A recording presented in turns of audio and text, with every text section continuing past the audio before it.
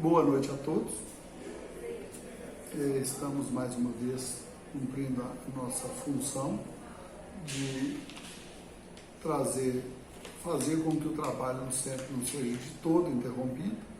Então nós vamos tentar trazer para vocês alguma informação relativa ao tema da reunião que estava proposto anteriormente na reunião. Vamos então nesse instante fazer a nossa prece inicial, pedindo a Jesus que nos abençoe a todos, que nos ajude a superar as dificuldades do caminho, entendendo que todos os desafios são oportunidades de crescimento e aprendizagem, se bem administrados. Entendemos que o momento que a Terra passa é um momento de convite a profundas reflexões, pois aquilo que nós mais nos abstínhamos dele, que era o tempo, passou a sobrar em nossas vidas, mostrando que é possível viver de uma outra maneira. Deus, nosso Pai, ajude-nos a perceber o que é que Tu desejas da humanidade, o que é que Tu desejas de cada um de nós, nesse momento angustiante que vive a humanidade, mas seguramente necessário ao nosso aprendizado. Abençoa os nossos propósitos, Jesus, fortalece os nossos ideais de crescimento e de aprendizagem. E abençoa todos quantos passem por momentos de angústia, de dor, de incertezas. Que a Tua paz ilumine a todos, fortalecendo-nos dia após dia. Muito obrigado, Senhor. Que assim seja. O tema proposto à reunião dessa noite diz o seguinte: nunca seremos pó. Veja bem, embora o homem tenha na sua constituição a matéria fazendo parte da sua natureza, a doutrina espírita e todas as doutrinas espiritualistas dizem que o homem passa pela matéria, mas que o homem não é matéria, que o homem não se concentra na matéria. Doutrinas espiritualistas são justamente aquelas que concebem a existência do espírito junto com a matéria e a sua existência posterior ao desfalecimento da matéria. Por religiões espiritualistas, nós poderíamos dizer que praticamente todas o são. Em nosso mundo, nós temos as doutrinas evangélicas, a doutrina católica, a doutrina budista, a doutrina espírita, todos eles versando num conceito espiritualista, embora nós entendemos que passamos pela Terra vivenciando experiências muito bem planejadas, muito bem programadas pela espiritualidade superior. Então nós não somos e jamais seremos pó. Bom, então vamos começar nos conceitos que a doutrina nos oferece. Emmanuel, no livro A Caminho da Luz, nos informa que há 4 bilhões e 500 milhões de anos atrás, é uma cifra que praticamente não cabe na nossa cabeça, reuniu-se nas proximidades do que hoje se concebe como sendo o planeta Terra, uma comunidade de espíritos puros, eleitos do Senhor, sob os ombros dos quais repousam todas as responsabilidades de todas as humanidades, de toda a humanidade em quaisquer parte do universo. E que nesta reunião, ficou deliberada a fundação, a construção de uma morada que seria chamada Terra. E essa responsabilidade coube a Jesus, que já era um espírito crístico, que já era um espírito neste tempo, há 4,5 bilhões de anos atrás, que ostentava a condição de espírito puro, fazendo parte desta comunidade. A partir daí, iniciou-se um processo de aglutinação de matéria e de preparação desta morada. O tempo correu de forma tranquila e silenciosa, às vezes agitado, com o pretexto de construir uma morada. Até que depois de muitos milênios, depois de muitos problemas, de muitas de muitos cataclismas, de muitas tempestades, de muitos terremotos, a Terra iniciasse um processo onde já pudesse albergar a vida. E nós sabemos que a primeira vida que surgiu na Terra foram os organismos unicelulares.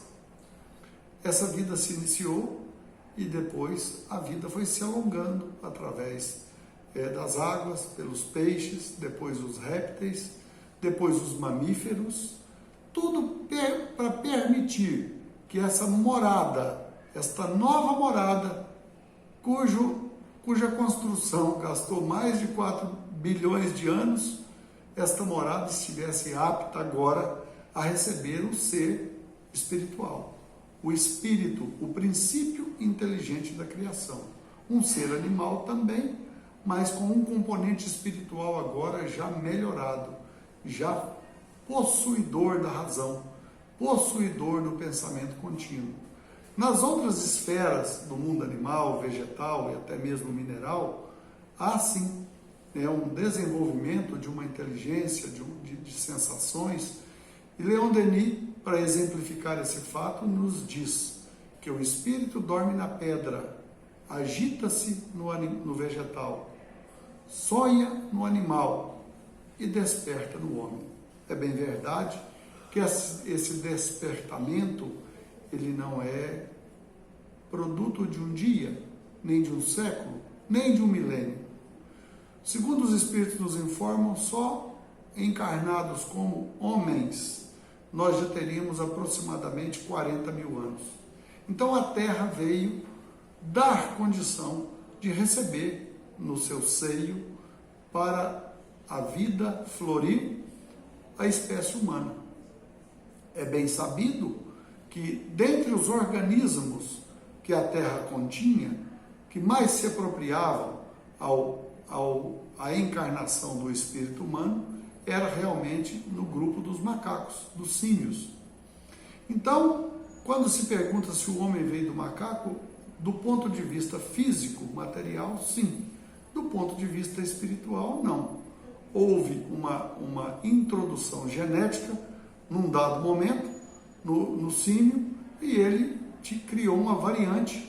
O macaco continuou sendo macaco e princípios espirituais, já agora na forma hominal, começaram a habitar esses corpos agora, imprimindo a eles as características humanas, onde a cada dia eles iriam perdendo as características animais e adquirindo a forma humana, as características humanas, perdendo pelos, diminuindo o tamanho dos seus braços, caminhando com mais desenvoltura, diminuindo os seus dentes, por não ter necessidade de rasgar o alimento mais, aumentando o teor, a sua massa encefálica, tudo por obra de um projeto divino com a influência de um princípio espiritual agora humano, já vislumbrando um progresso em sequência.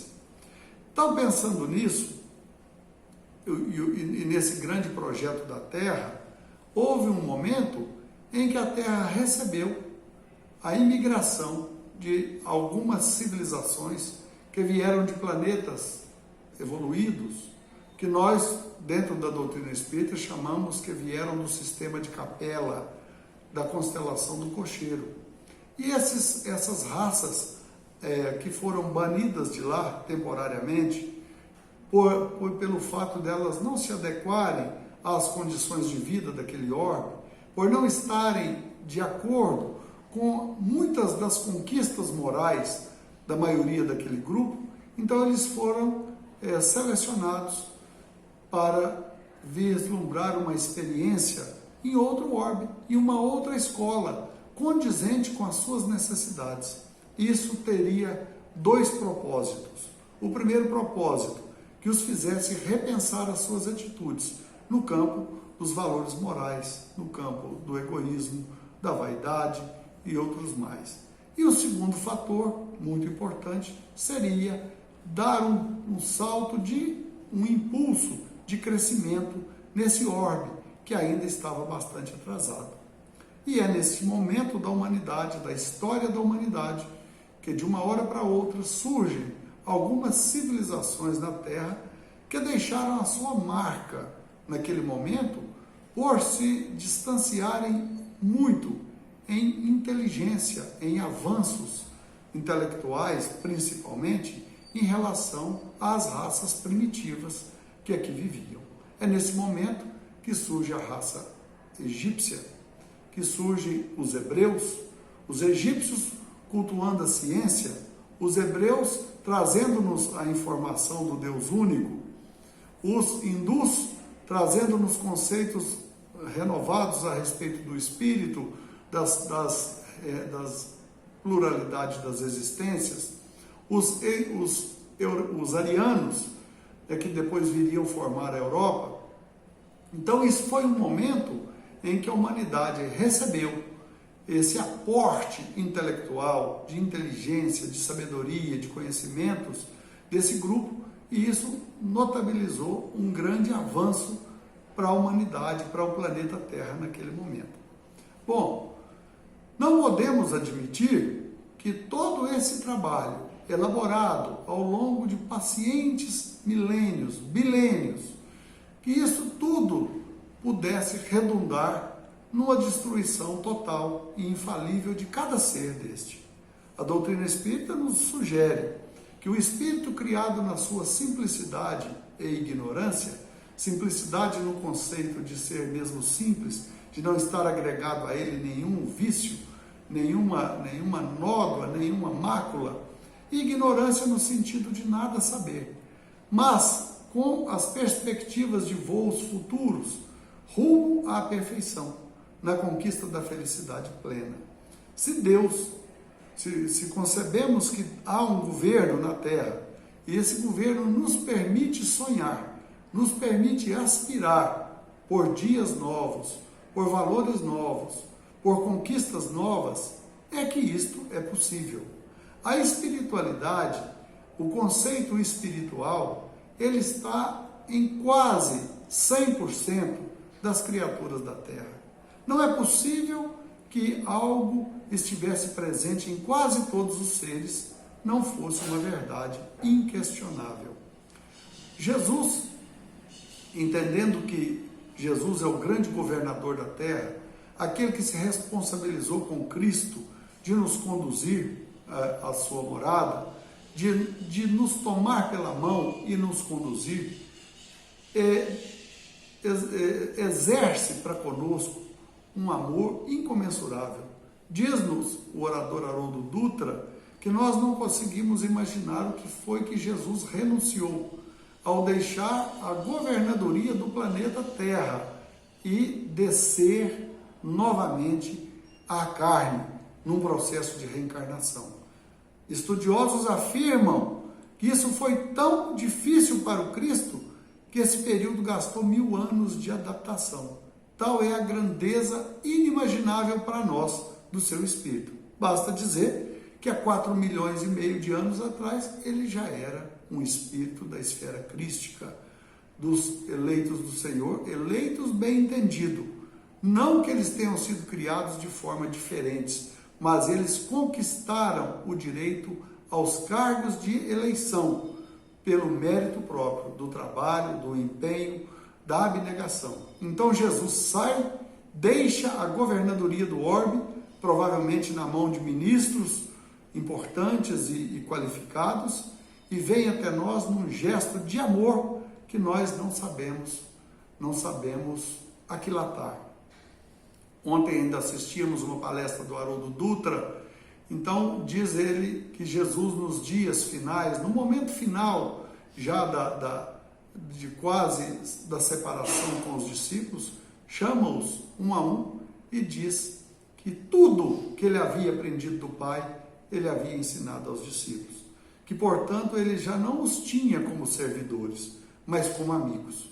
E que ele os amava num nível tal que nada, absolutamente nada, poderia mudar esse conceito de amor que Jesus tinha por nós. E ele diz a Pedro: ainda hoje, Pedro, antes que o galo cante, 3 vezes me negará. Mas isso não muda em nada o amor que eu tenho por você. Judas, você que tem a intenção de me trair, eu vou comer com você da mesma maneira, porque eu vou continuar te amando da mesma forma que eu sempre te amei. Então isso está num nível que nós não podemos avaliar na sua grandeza.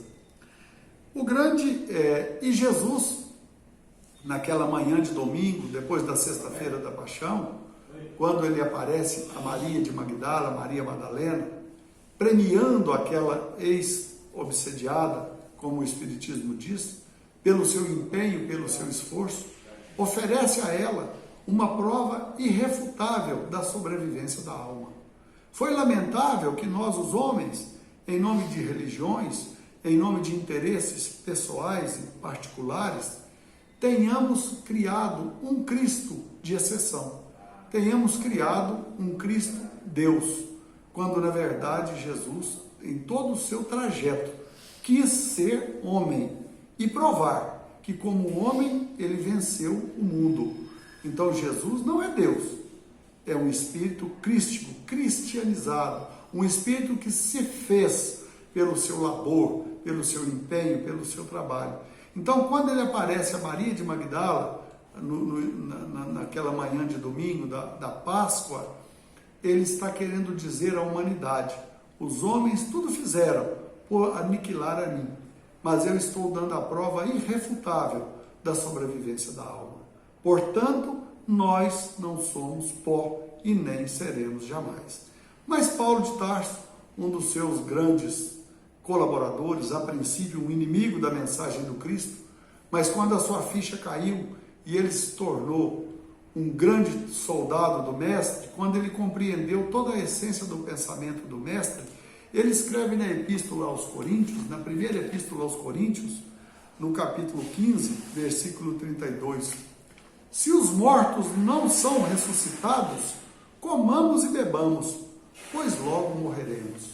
Olha, se São Paulo, dentro da sua visão, dentro da sua grandeza de visão, tinha plena consciência da sobrevivência da alma, como nós outros poderíamos duvidar desse processo? E dizia Paulo, se os mortos não ressuscitam, qual é a vantagem? Qual é a vantagem do empenho, do labor, do trabalho, da responsabilidade, da generosidade?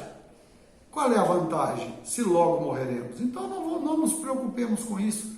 Vivamos como vivam os animais, comendo, bebendo, reproduzindo e morrendo, e tudo bem. Mas não é esse o fim. Perguntado a Paulo, na Epístola aos Coríntios também, se os mortos ressuscitam, e inclusive ele dá uma aula que parece que é a doutrina espírita falando 2000 anos atrás, e ele diz, perguntai se os mortos ressuscitam, com que corpo virão?